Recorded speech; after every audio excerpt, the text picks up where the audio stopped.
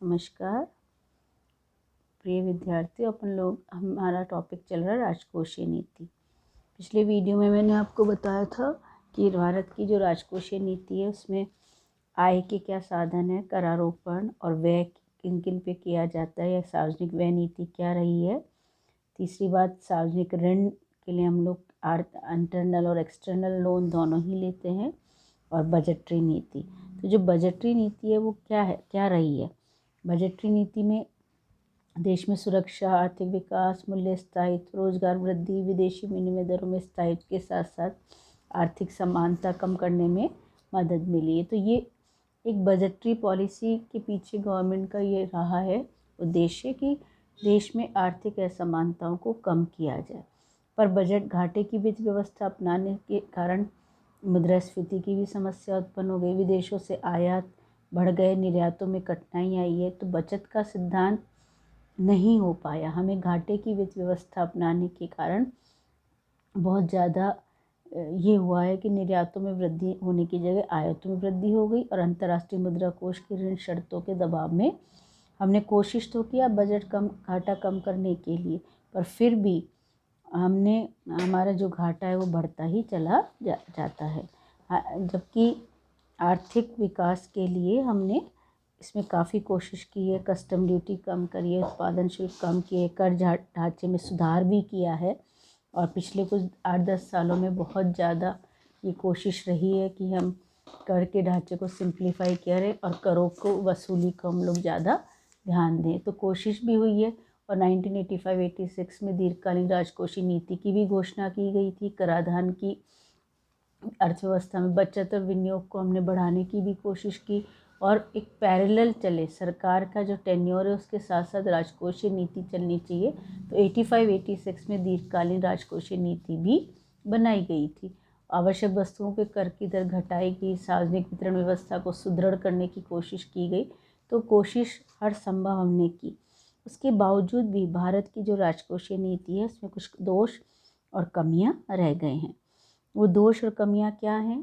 पहली चीज़ आती है कि अवरोही प्रकृति माना गया है, डिग्रेसिव नेचर। डिग्रेसिव क्यों है? क्योंकि अप्रत्यक्ष करों की प्रधानता होने से करों का अधिकाधिक भार तो गरीब को भी पड़ा, क्योंकि इनडायरेक्ट टैक्सेस थे। बाजार में हम लोग कोई वस्तु खरीदने चाहते तो गरीब को भी उतना ही कर उस वस्तु पे देना पड़ता है जितना धनी व्यक्ति को। तो जो बर्डन है वो बर्डन गरीबों पे ज़्यादा रहा और अमीरों पे कम रहा। तो अवरोही होना, डिग्रेसिव होने, इनडायरेक्ट टैक्सेस के कारण आर्थिक विषमता में वृद्धि हुई है। दूसरी बात आती है केंद्र और राज्य सरकारों में समन्वय का अभाव रहा है।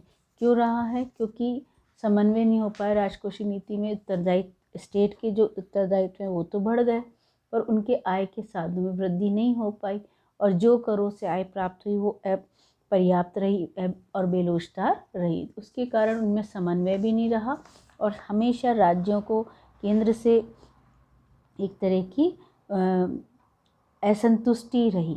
तो ये एक सबसे बड़ी प्रॉब्लम हमारे सामने आई। करों में लोचशीलता का अभाव।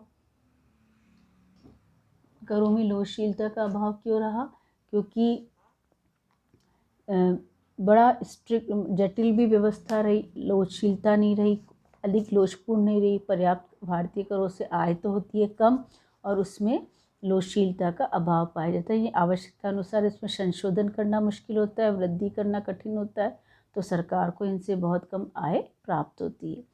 चौथी बात आती है गैर विकास व्यय का बढ़ता हुआ भार, यानी जो नॉन डेवलपमेंट एक्सपेंडिचर है, लाइक सैलरीज पे, सुरक्षा पे, प्रशासन पे, जो कि हमने व्ययों के समय डिस्कस करते समय बताया था। नॉन प्रोडक्टिव कार्यों पे बहुत ज़्यादा व्यय होता है। अब जैसे स्ट्राइक होती है, अभी इतना एजिटेशन चलता रहा, CAA पर एजिटेशन चलता रहा, तो विरोध के अनुरूप क्या होता है, गवर्नमेंट को अनुत्पादक कार्यों पे ज़्यादा व्यय होता है, और उत्पादक कार्यों पर हमारे यहाँ पे सबसे बड़ी जो प्रॉब्लम है, डेवलपमेंट पे खर्चा कम है और नॉन डेवलपमेंट खर्चा ज़्यादा है। फिर बात आती है कर प्रणाली में कुछ अकुशलता है और भ्रष्टाचार है। कुशलता का अभाव है, क्योंकि रियल सेंस में हम लोग उसको जितनी रिकवरीज होनी चाहिए वो नहीं हो पाती, ब्लैक मनी है, लोग उसकी चोरी करते हैं। अब चोरी करने के करों की चोरी के कारण सरकारी आय में वृद्धि नहीं होती और काला धन देश की अर्थव्यवस्था पे दुष्प्रभाव डालता है। फिर आती है राष्ट्रीय सार्वजनिक आय का अपव्यय होता है और फिजूल खर्ची होती है। अपव्यय क्यों है? क्योंकि हमारे यहाँ पर लोग में फिजूल खर्ची बहुत है और अपव्यय ज़्यादा है, यानी राजनेता और नौकरशाह अपने स्वार्थों की पूर्ति के लिए इस धन का बहुत बेरहमी से उपयोग करते हैं, कहा जाता है। क्यों? क्योंकि राजनेता सिर्फ वोट की राजनीति करते हैं और वो वोटों की राजनीति होने के कारण उसमें जो इतना कठिन जनता की कमाई का जो पैसा करों के रूप में हम कलेक्ट करते हैं, वो रिश्वतखोरी, भ्रष्टाचार, उन सब चीज़ों के कारण और पार्टी पॉलिटिक्स के कारण उसका मिसयूज़ होता है। उसका यूज़ तो नहीं होता और मिसयूज़ होता है। तो एक बहुत बड़ी समस्या हमारे सामने है कि किस तरीके से इन खर्चों को हटाया जाए। फिर कर संग्रहण पे बढ़ता व्यय, क्योंकि जो करों को लेने वाली जो अथॉरिटी है या जो कलेक्शन की हमारी प्रोसेस है, उस प्रोसेस में कर तो इसलिए लगाए जाते हैं जिससे गवर्नमेंट को इनकम हो, पर उल्टा उसको कलेक्ट करने का जो खर्चा है वो खर्चा बहुत ज़्यादा हो जाता है। राष्ट्रीय आय का छोटा अंश है, जो भी हम लोग करों के रूप में प्राप्त करते हैं तो वो बहुत कम, राष्ट्रीय आय में उसका योगदान बहुत कम होता है। जो राष्ट्रीय आय में वृद्धि हुई है उसमें करों से प्राप्त आय का योगदान हमारे को नहीं मिला है। और फिर आता है हीनार्थ प्रबंध पर आश्रित होना, यानी डिपेंडेंसी किस पे है? हीनार्थ प्रबंधन पे है।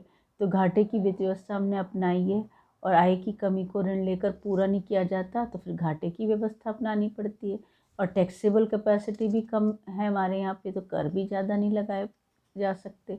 तो हमने डेफिसिट फाइनेंसिंग बहुत ज़्यादा की है, उससे मुद्रा प्रसार हो गया और वस्तुओं की कीमतों में वृद्धि हुई है। तो ये सारी चीज़ें एडवर्स इफ़ेक्ट हमारी अर्थव्यवस्था पर डालती है। फिर आता है प्रतिरक्षा पर भारी व्यय, हैवी एक्सपेंडिचर ऑन डिफेंस, यानी जो प्रतिरक्षा का खर्चा, जैसे राफेल हमने अभी मंगाया है, तो हमारी जो सराउंडिंग कंट्रीज़ हैं या इंटरनेशनल लेवल पे इतना ज़्यादा स्ट्रेस इंडिया की बाउंड्रीज़ पे भी है, पॉलिटिकल भी है, इंटरनेशनल लेवल पे भी है। नेपाल, इधर तिब्बत, इधर पाकिस्तान, कश्मीर समस्या, तो डिफेंस पे तो खर्चा हमारा ज़्यादा बढ़ता ही चला जा रहा है। वो एक कॉज ऑफ कंसर्न है, यानी बहुत ज़्यादा खर्चा सरकार को डिफेंस पे करना पड़ रहा है। नेक्स्ट है सार्वजनिक ऋण और ब्याज का बढ़ता वार। सार्वजनिक ऋण पे और ब्याज पे बढ़ता वार क्या कह रहा है कि जो हम ऋण लेते हैं उस ऋण पे हमें ब्याज देना पड़ता है और ब्याज का जो खर्चा है वही जो पेमेंट है वो इतना ज़्यादा है कि हमें उस ब्याज की जो भुगतान है उसमें ज़्यादा पैसा खर्च करना पड़ रहा है। तो मूल जो प्रिंसिपल अमाउंट है वो तो हम चुका ही नहीं पाते हैं और इंटरेस्ट के रूप में हमारे पर बर्डन बढ़ता ही चला जाता है। और लास्टली विदेशी ऋणों में अप्रत्याशित वृद्धि, unexpected increase in foreign debts. विदेशी ऋणों में 1991 के बाद बहुत ज़्यादा वृद्धि हुई है। तो जो ऋण भार था, फिर हमारे को IMF में भी जो अंतर्राष्ट्रीय मुद्रा कोष ने भी स्ट्रेस दिया कि हम अपना घाटा कम करें, तो ऋणों में तो वृद्धि होती ही चली जा रही है और उसको वहन करना एक हमारे लिए, सरकार के लिए भी एक चिंता का विषय है। तो ये कुछ प्रॉब्लम्स हैं। और लो सेविंग्स रेट है, कुछ हमारे बचतों को प्रोत्साहित भी नहीं कर पाती है, तो हमारे लोग बचत नहीं हो पाती, बचत का हम लोग विनियोग नहीं कर पाते। ये सारी प्रॉब्लम्स हम लोगों को फेस करनी पड़ती है। तो राजकोषीय नीति के जो दोष हैं वो, उन दोषों को कुछ हम रिमूव भी कर सकते हैं, जो हम नेक्स्ट वीडियो में डिस्कस करते हैं।